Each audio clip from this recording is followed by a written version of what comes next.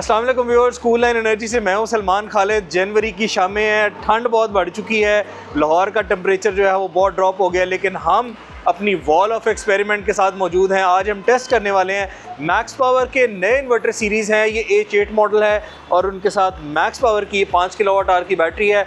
उस्मान मेरे साथ है मैक्स पावर से। क्या हाल उस्मान, ठीक ठाक हो? खैरियत से हो?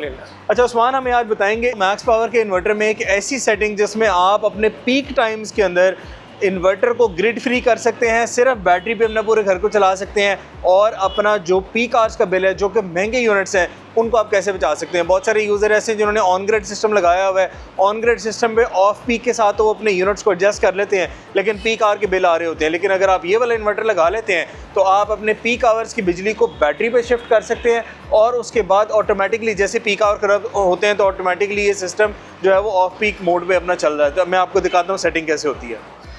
अब टाइम ऑफ यूज़ के रेलिवेंट जो हम सेटिंग मोड्स की बात कर रहे थे वो हमारा शेड्यूल्ड और पीक शिफ्ट मोड है।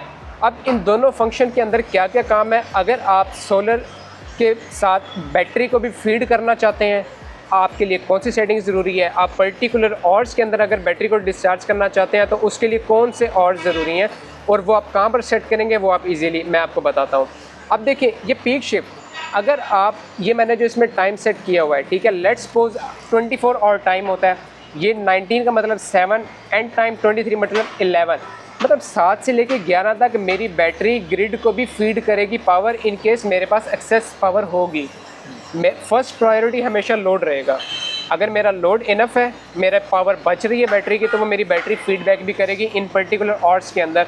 और आप मल्टीपल टाइम फ्रेम सेट कर सकते हैं इसके अंदर इजीली। आप आगे चलेंगे आपको पीक टाइम स्लॉट मिल जाएंगी इसके अंदर इजीली, पीक टाइम 2 की स्लॉट, और हर स्लॉट के अंदर आप जैसे आपकी रिक्वायरमेंट आप उसके रेलिवेंट टाइम सेट कर सकते हैं जब आप बैटरी को डिस्चार्ज करवाना चाहते हैं फॉर ग्रिड फिटिंग पर्सपेक्टिव।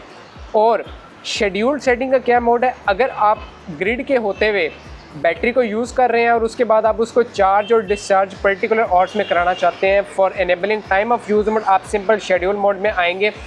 किस टाइम से लेके किस टाइम तक आपने चार्ज करना है, चार्ज टाइम में आप सेट कर देंगे। किस टाइम से लेके किस टाइम तक आपने डिस्चार्ज सेट करना है, आप वो डिस्चार्ज सेट कर देंगे। और ये बैटरी के डिस्चार्ज की बात हम कर रहे हैं यहाँ पर। बिल्कुल सही है। अगर आपका मिसाल के तौर पर पीक टाइम है शाम 7 बजे से 11, तो यहाँ पर आप 7 सेलेक्ट करेंगे और यहाँ 11। लेकिन 24 आवर क्लॉक है तो 11 पे 23 आ गया और 7 पे आपका आ गया वो 19 आ गया। बिल्कुल ऐसे ही है। और मल्टीपल फ्रेम आप सेट कर सकते हैं, चार्ज टाइम 2 डिस्चार्ज टाइम 2 आपकी रिक्वायरमेंट के ऊपर है। लेकिन इसके अंदर वो एक चीज़ मैं मेंशन आपको करता रहूँगा कि आपने जो भी और सिलेक्ट किया होगा पीक शिफ्ट के अंदर और शेड्यूल्ड में, वो और मैच नहीं होना चाहिए। अच्छा, वो और डिफरेंट होंगे आपके अदरवाइज, क्योंकि एक टाइम के अंदर एक ही फंक्शन एनेबल होता है एट अ टाइम। तो ये था हमारी कंप्लीट इसकी सेटिंग्स के बारे में। चलो जी, मेरे ख्याल से this is about it. Video पसंद आती है तो लाइक और शेयर ज़रूर करें, हमारे चैनल को सब्सक्राइब कर लें। हम आपसे मिलेंगे अगली वीडियो में। And to the next video, अल्लाह हाफ़िज़।